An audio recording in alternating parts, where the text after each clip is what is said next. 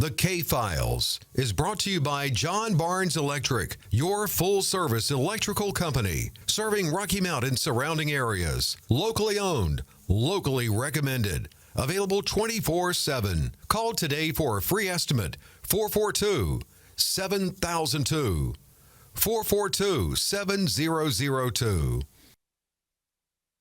And welcome to the show today. Well, we have got Captain Jeff Sherrod in the house today. Going to talk about Nash County Sheriff's Office. I said office. Yeah, I did you good. You got it right. I got it right.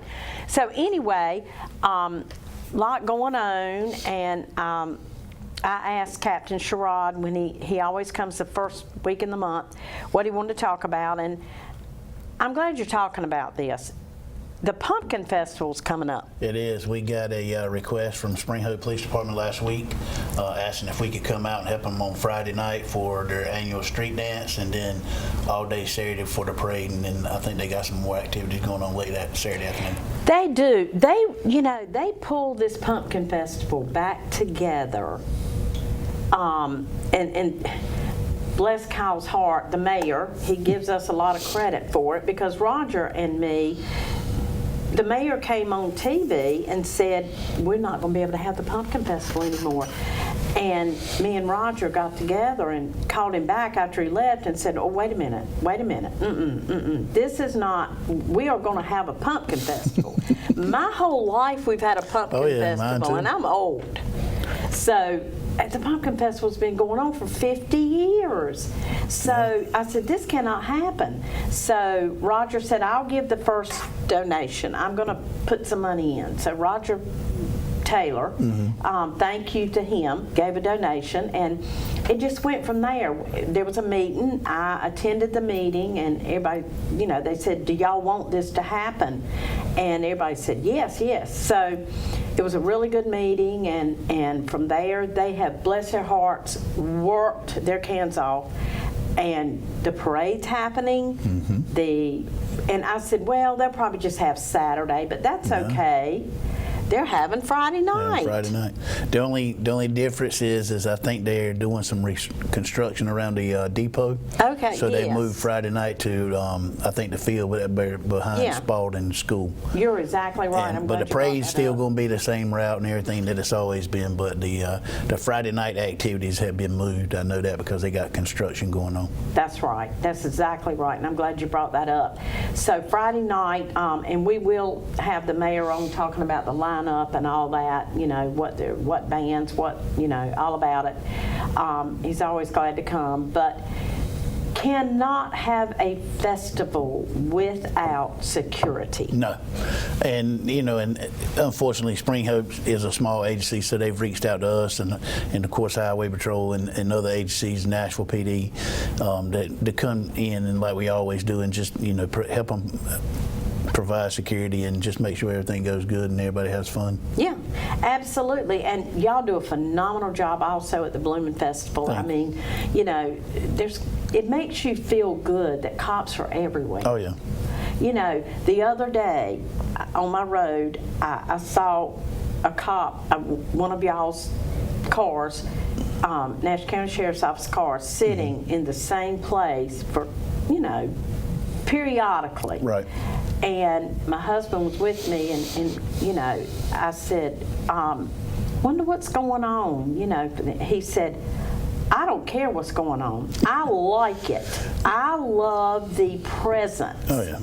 Nash County y'all have got so much presence in the county that is such a good thing, and so it's always good to have. Oh yeah, and he or she probably just pulled over and was trying to catch up on a report or something, just sitting there typing.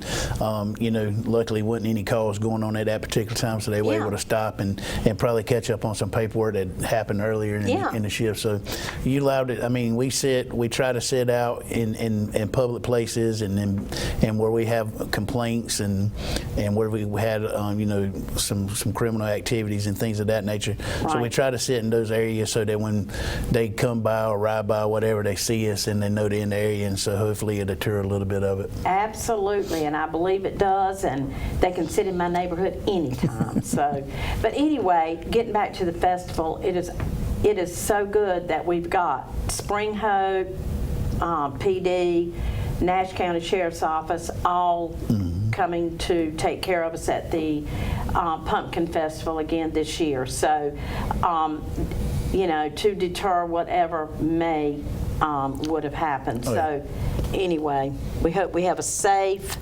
Pumpkin Festival like we did Bloomin' Festival. Bloomin' Festival went off weather-wise, and everything this Yep. year was just perfect. And we're hoping for the same thing. Now, you have to pray for no rain. No rain. When there's a festival. Always. You know that, right? Always. So, anyway, now y'all had an event in Rocky Mountain. I don't know that much about it, but talk about that a little bit. So, a big event. Yeah, it ended up big. So Sheriff Stone came to me a couple of weeks ago and said him and Sheriff Atkinson wanted to have a meet and greet with the new U.S. Attorney Boyles, and it started out about 20-25 people, but by the time it was over, it was around 75-80. We had 4 big police chiefs come, and then we ended up with probably about 17 or 18 different sheriffs throughout the eastern part of North Carolina. Wow. The Eastern District U.S. Marshal came, the SAC for the Secret Service came, and then the new SBI director came and brought like 4 or 5 of his new SACs. And so, I mean, Jeff Marsigli was there, the DA, and a couple judges. I mean, it ended up being huge. And, the main thing was everybody wanted to meet the new U.S. Attorney, and his message was pretty much the same as all of them. You bring us some cases against these hard-nosed criminals that are repeat offenders, and we're going to prosecute them, and we're going to get them out of your neighborhoods. And That's good news. oh yeah, I mean, you can get justice with state, but when you really take somebody to a federal level, and they, the federal level don't play with you that much, and the sentences are more stricter than you can get sometimes in state court. Sure. Well, it was a good event. Sheriff Stone and Sheriff Atkinson, I'll talk about both of them, are always wanting to do things like this, Oh, yeah. to bring law enforcement together, because, I said this the other day. I said, we will never have a problem if we need help in our area. We've had a flood, we've had all kinds of things, tornadoes, I mean, whatever. But if we have any problems, we will have no worries getting help. We won't, those 2 guys, I mean, they talk every day. They're buddies. They were partners on the highway patrol, and they're very well liked sheriffs. Oh yes, they are. All sheriffs in this whole state know that they can call on them, get whatever they need, and it's been a proven fact with us. I mean, we've been to the mountains, we've been to the coast. Jack just got back from Texas. And you missed him, I heard, when he brought the dog in, and you won't hear. I hated that so bad, and I wanted the dog so bad, Yeah. but I watched it. But but that speaks volumes to the way Sheriff Stone looks at things. The big scheme of things, we in this together. We may fight crime a little different than they fight crime in the mountains or at the coast, but Sure. in the scheme of things, everybody's fighting crime. Yep, So that's right. And those guys know that if they call Sheriff Stone and say, "Hey, I need some help," every one of them know that the next question they're going to be asked is, just tell me where to go. Don't tell me what you need or why you need me. Just tell me where to go, and then the phone's going to start ringing with the command staff say, "Hey, get some folks together, and you're going here or you're going there or you're going wherever." to me, I mean, you just can't ask for a better working relationship with a sheriff than to know that you can pick up the phone and get that kind of service. Absolutely, absolutely. Well, we're very proud of our sheriff. Now, is Sheriff Stone going to run again? He is. As you know, Greg Brown and I usually handle all the campaign stuff, and Right. He's already told us to get ready. He's wide open. So we gonna go at it again for another 4 at least. I mean, Okay. I'm sure he's gonna do more than 4. He'd probably do as many terms as he can as long as his health stays good. But he's definitely running in 2026. So he's already told me and Greg to get ready. Okay, well, we're glad to hear that because, I mean, such a good job. And we feel so good about what our Nash County Sheriff's Office is doing and how you handle situations and things that come up. And we know the sheriff's always there, and he's a working sheriff. Yeah, he I've don't never stay seen behind one. it. He does not stay in that office. Does he even have a desk? He has a Does he have desk, one? but it's very clean because there's no paperwork. I mean, he does not like staying in that office, and he's an out and about sheriff, and if you want to talk to him, most of the time you're gonna have to find him outside that office because he does not like being in there. I remember when he ran the first time, he said, if you want a sheriff that's going to sit at a desk, I'm not your man. No, he is not. He is a working sheriff. Anyway, we are very proud of what y'all do, and thank you for everything y'all do. Thank you. Captain Sherrod at the Sheriff's Office. So cases, so y'all are working diligently, no new breaks in any of the No cases? new breaks in it. No. Wish we could get some. Wish we could. Yeah, wish we could. And we've said this several times. With the community tips, things happen. Look at Kimberly Hancock and Debbie Deans. Yeah. If somebody hadn't called Fighting Crime and got that information to us that she was buried in the backyard and called Kat, and then Kat called us, we may not have found her Never today. found the body. But because somebody called and got that information to us and we were able to run with it, tips work, and that's a prime example of how tips work for us. Yeah, absolutely. The public is your best resource. Most definitely. I mean, and we talk about it all the time. I mean, very rarely does a crime happen where somebody either A, doesn't see it, or B, hear about it. Yeah, somebody knows. Even if somebody does it by herself and nobody else is around at the time, at some point in time they talk about it. Yeah. People brag. Yeah. They brag about what they do. They want somebody to know that I'm bigger than you I'm are big because and bad. I've done this. And I mean, and that's when it helps us because all you have to do is call us, stay anonymous, and say, hey, this is what I just heard, and just let us run with it. And and I've said it before, your tip may be something that we hadn't even considered to look into because we only can go off of what we see when we get to a scene and find out during our investigation. So people's tips are a huge part in helping us solve cases. So any tip we can get, we'd appreciate. Absolutely.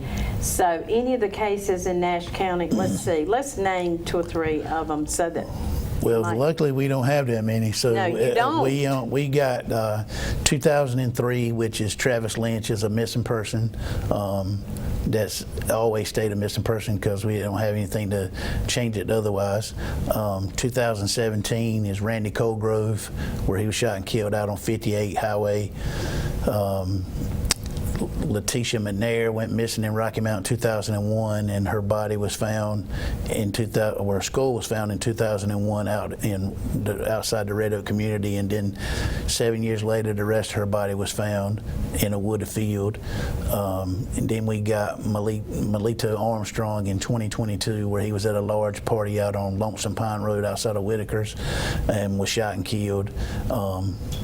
And that's it. There's no reason why I that's agree. not been solved. 100%. Do you know how many parties in that book we have? Do you know how many parties is in there that people? One was in Pine Tops, Yep. yours, several others. Oh yeah, and probably the biggest one was the one in Enfield. There was like 500 people at that party. After that happened, we got a call to come help them. I think it was the day, or maybe the day after, or a day or two after, just to have our detectives come and walk the field with them and finding all the shell casings that we found out there. And that party was huge. I mean, they said there were like 500 people at that party, and everybody's afraid to talk. But and I get that, and I understand that, and because I know that people are afraid of retaliation and something happening to their family. But law enforcement has changed since then. Law enforcement has changed to where now you can do things anonymous, and we never know who you are. You know, we have fighting crime. We have Rocky Mount has Tex-A-Tip. We have Crime Stoppers. I mean, you can call any of those locations and say, hey, this is what I know, and let us just run with it. And you completely stay anonymous. And the good thing is with us being Team Cold Case, you can get paid for that information, and nobody never know who you are. Exactly. So, I mean, why not do it? Why not get some cash? And it's quick. I mean, the case doesn't have to go to court. No. I mean, it's not upon conviction. No, it's upon arrest. Exactly. With us, it is. Yeah. There's a lot of organizations that make you wait until you go to court and things like that. But Team Cold Case says we'll pay you based on the arrest, and then the board gets together with the agency that made the arrest and determine how much value that tip was worth and put a price tag on it, and then you go get the money from the bank, you give it to the law enforcement officers, and then they give it to whoever the tip came from, and nobody knows who it is. Yeah, we really don't care who you are. You know, we really don't want to dig and find out who you are. We just want the tip. Yep. The law enforcement just wants the tip. That's all they want from you. And then you can collect your money. Yep. And it is anonymous, as Captain said. So, anyway, we hope that you will call us on cases and collect your money, and Christmas is coming. Oh, yeah. So all of that. And it works. I mean, so like I said, we got the Kimberly Hancock case. You have one over in Edgecombe where we paid out, and I think we paid out in the Rocky Mountain one. So that's three right there that we've paid out in. So. Exactly. All right. Well, we thank you, Captain, for being on this morning. Thank you for everything y'all do to keep us safe and out on the road. What was happening? Oh, yeah. I couldn't get on 64 this morning because your vehicle was...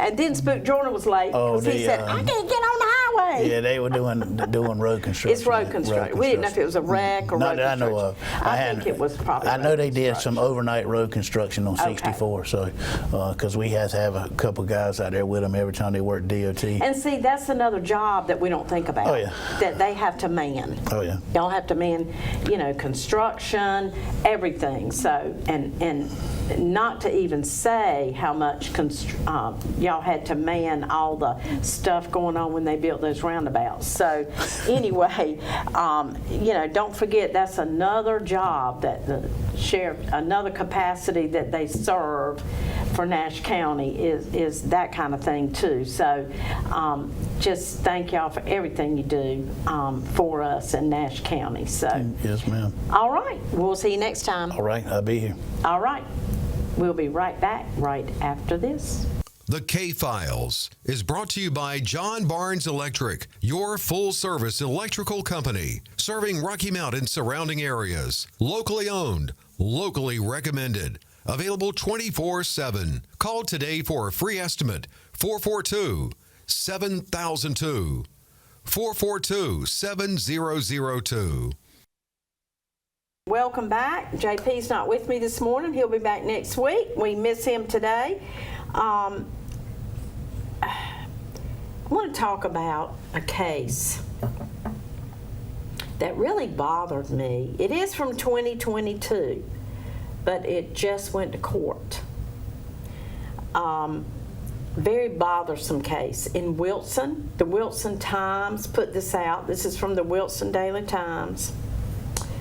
A Wilson County woman. I'm just not believing this. When I read this, I'm just astounded that anybody could be this mean.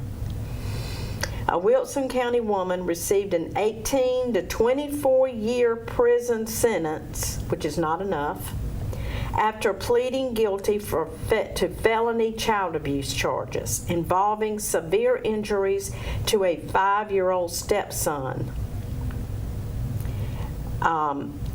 Superior Court Judge William Wolf ordered that the sentence be served one after the other, which means Bird's total sentence is a minimum of 18 years and 5 months and a maximum of 24 years and 2 months. Bird was given credit for 1,065 days spent in jail already. The charges stem, listen to this now, this is just terrible. The charges stem from a case in which a 5-year-old boy was taken to Wilson Medical Center with third-degree burns. According to reports from the Wilson County Sheriff's Office, which filed the charges, the victim had bruising on the face, arms, head, upper and lower legs, back, and genital area. Some of the child's wounds had begun healing when he was taken to the hospital with the severe burns. I mean, they had been so long that they had already started healing. This child really suffered. Investigators looked into the case for about 2 months, and social workers removed the child from the home. Bracy was the stepmother of the abused child when the offenses occurred. The unidentified child has since been adopted by a loving family, according to prosecutors. Thank the Lord. Bracy, who was represented by court-appointed attorney Thomas Salinger, had originally been charged with attempted first-degree murder, first-degree kidnapping, malicious castration. Listen at that now. Malicious castration. That's just unbelievable. So, first-degree murder, attempted, because, I mean, when you get burned this many times, first-degree murder, first-degree kidnapping, malicious castration, and 3 counts of felony child abuse inflicting serious physical injury. Judge Wolf ordered Bird to participate in mental health treatment. I would say she needs mental health treatment and substance abuse treatment, and to be allowed to take proper medication. Bird was ordered not to have any contact with the victim or the victim's family. Absolutely. I hope she never sees them again. According to court testimony, at an October 24 bond hearing, Bird's husband died by suicide in 2021, and this caused instability and depression in Bird's life. In the 2024 hearing, Whitney Bellick, a child abuse resource prosecutor with the North Carolina Conference of District Attorneys, told the court that Bird had held the child's hands over a hot stove. Can you imagine? And said there were pliers marks on the victim's genitals. Bellick told the court that the child was forced to eat dog food. I can't even hardly read this. To eat dog food and to stand on a bucket for hours at a time. This little boy was tortured by the defendant. I mean, can it get any worse? Can it get any worse? And, you know, there's no doubt that this child is going to have some repercussions, mental repercussions from this. I mean, there's just no way around it. So, you know, there's just no place for people that do child abuse. There's just no place. But this case was just and I don't want to hear that there's substance abuse and that's the reason. Well, you know, there's no excuse. Good morning. Good morning, Sandra. I see you by yourself this morning. I so am. I figured I'd call in and give you a hand. I appreciate it. Can you believe this case? That is just disturbing. Oh. And you know, I remember a year or two ago when the child was beat to death by her grandmother in Nash County. I don't know exactly the location and all the stuff with the story, but I do know a sheriff's officer that was involved in that, and it disturbed him so much. He's having issues. Yeah, but I mean, it can. Yeah, you can. Golly, this story is so disturbing. I that can't. you never hope that the punishment I know she's going to spend the rest of her life in prison, but they need to let everybody know in prison what she did, and then let them Exactly. Let them take care of her. However they, her whatever. in the way that we'll say you are involved in doing this to a child. Yeah. And they don't take well with child molesters and stuff in prison. I No, don't they think. don't. They don't. So, I think they ought to let them know exactly what she did. It was very hard for me to even read the story this morning. I mean, it's just tough.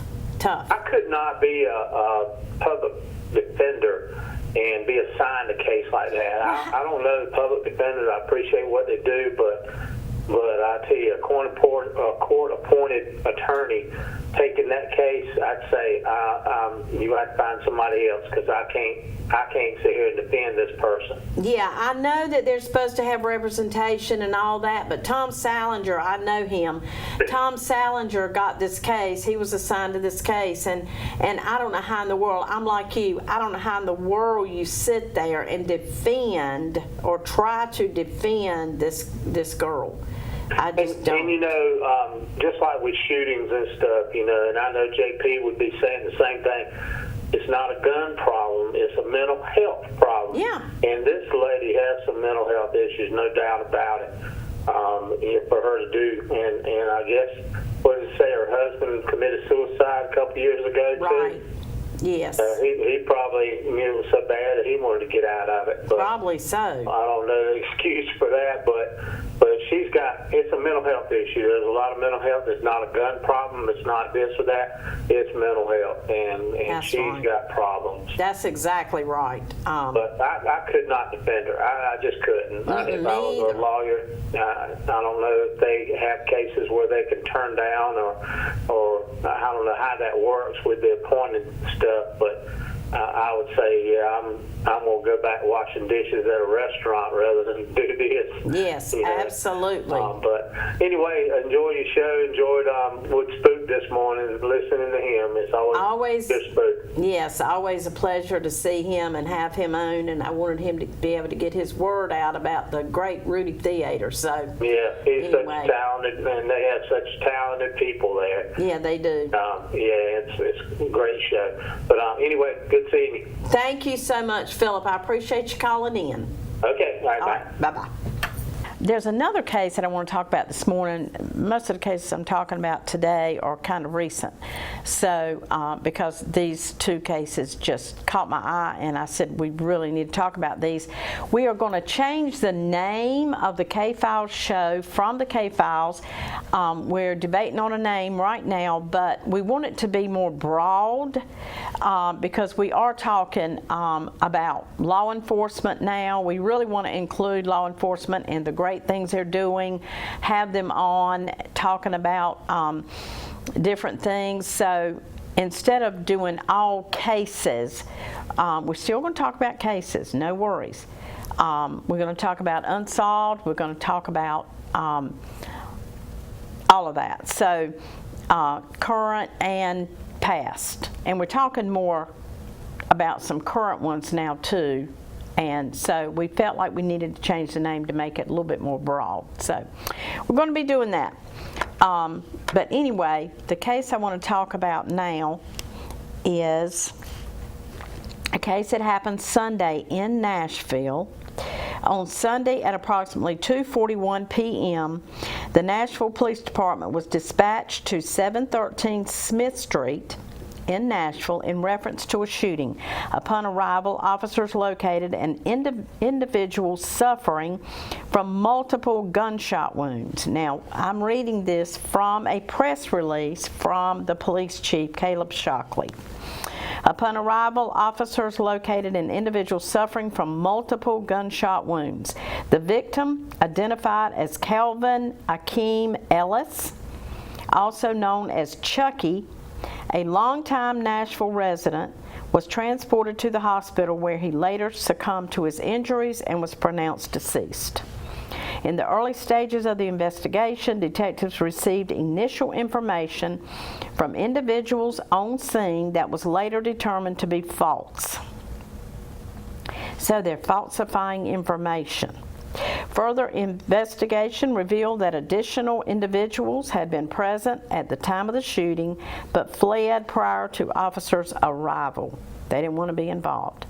As of September 2nd, the following subjects have been taken into custody and charged in connection with this case. And I believe we have pictures of Kever Thomas Lee, charged with first-degree murder and conspiracy to commit murder. Lee was held without bond with a first appearance scheduled for September 4th at 9 o'clock in Nashville District Court. Kever Thomas Lee. Another one involved was Otha Chavis Jr., charged with accessory after the fact and conspiracy to commit murder. Chavis was held without bond with a first appearance scheduled for September 4th at 9 o'clock. That is today. Their court appearance is scheduled for today. Patrick Richardson, charged with felony obstruction of justice. Richardson was issued a $500,000 bond with a first appearance scheduled for September 4th, 2025 in Nashville District Court. A juvenile offender, which is not going to be named here, charged with conspiracy to commit murder. The juvenile was transported to the Wake County Juvenile Detention Center where they remain in custody. Further investigation revealed that Lee is currently on probation for shooting into an occupied dwelling. Richardson, who was on parole for a rape-related offense, was apprehended after cutting his ankle monitor and attempting to flee before being taken into custody. So these people have all been in trouble before, which is the case so many times, but they've all been in trouble before. So anyway, that is Patrick Richardson that you're looking at now. The Nashville Police Department would like to express our sincere gratitude to the Nash County Sheriff's Office. There was a lot of agencies involved in this, a lot, because they had done things elsewhere. Nash County Sheriff's Office, Rocky Mount Police Department, North Carolina State Bureau of Investigation, Wake County Sheriff's Office, Harnett County Sheriff's Office, Lee County Sheriff's Office, North Carolina Probation and Parole, Nash County Communications, and Homeland Security. Wow. Wow, a lot of people involved in this because of the previous offenses. It doesn't really say what the motive is, but these people were all involved in the death of Calvin Akeem Ellis, also known as Chucky. And several of them lived on Smith Street, 713 Smith Street, in the house, and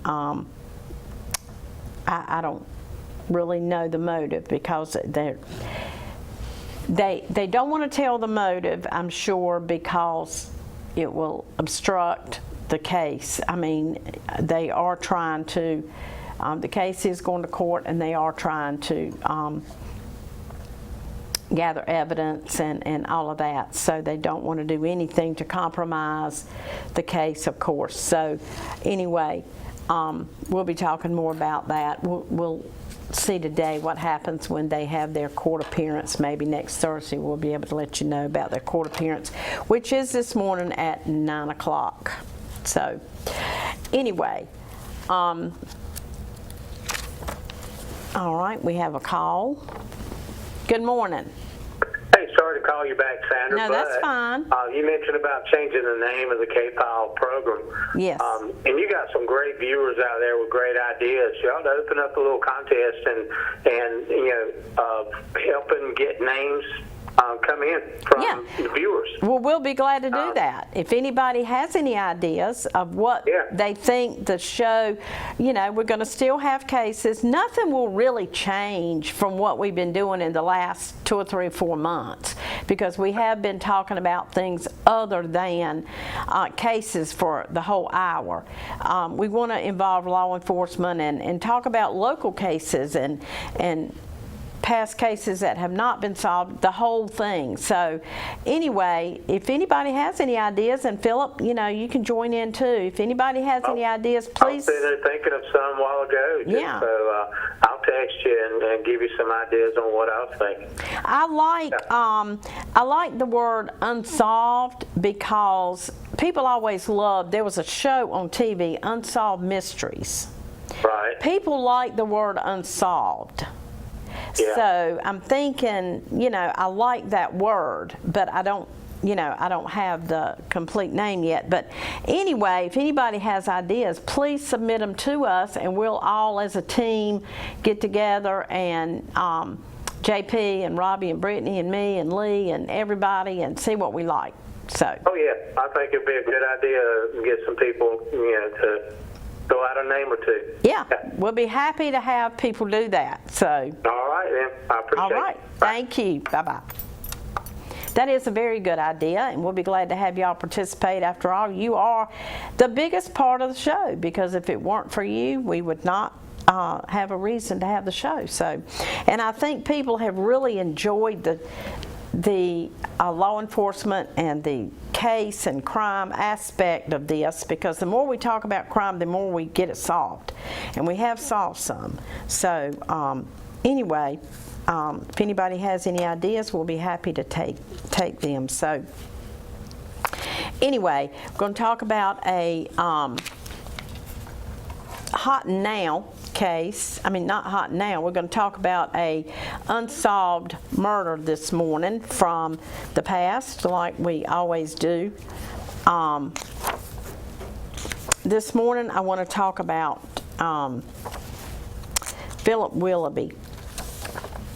I have been bothered by this case for the longest time, and wish, and I know somebody knows something, that they could help us with this case.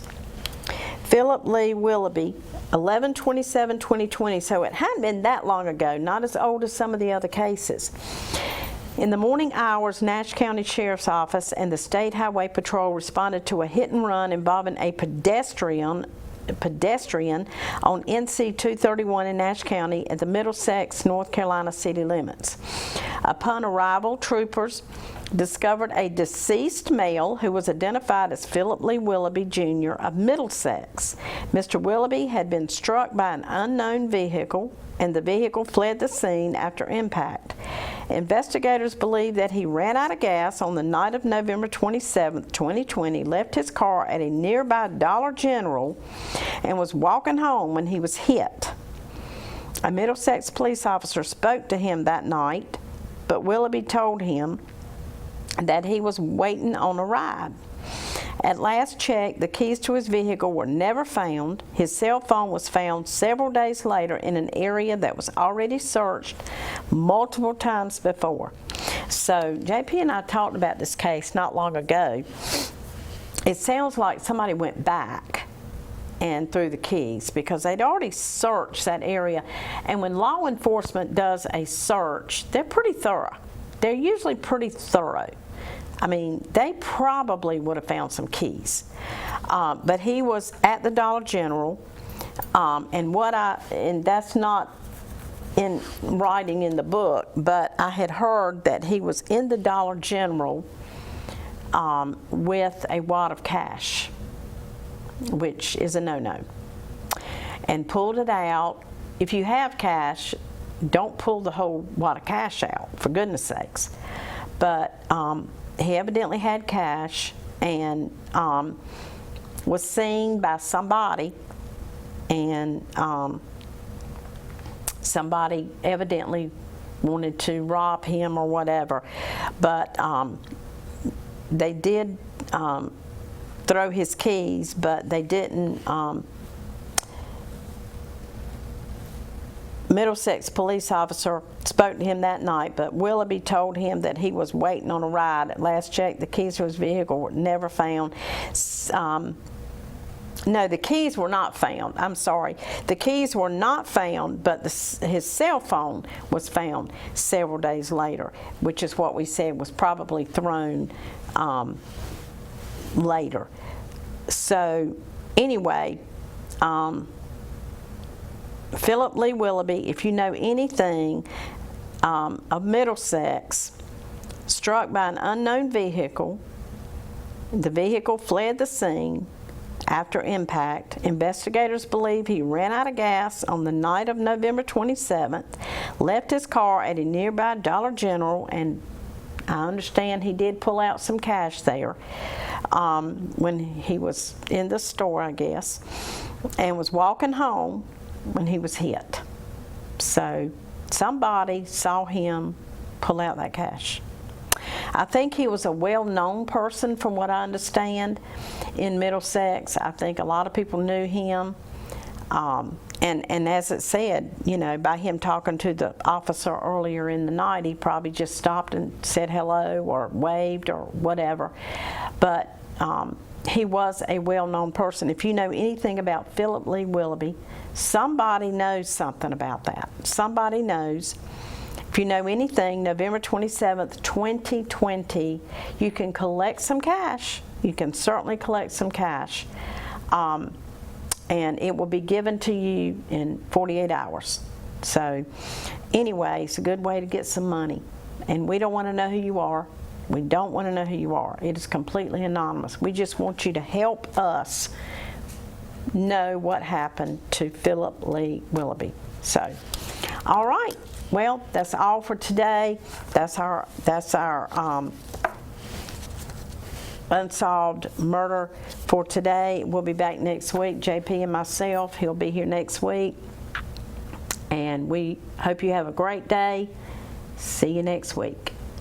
The K-Files is brought to you by John Barnes Electric, your full-service electrical company, serving Rocky Mount and surrounding areas. Locally owned, locally recommended. Available 24/7. Call today for a free estimate.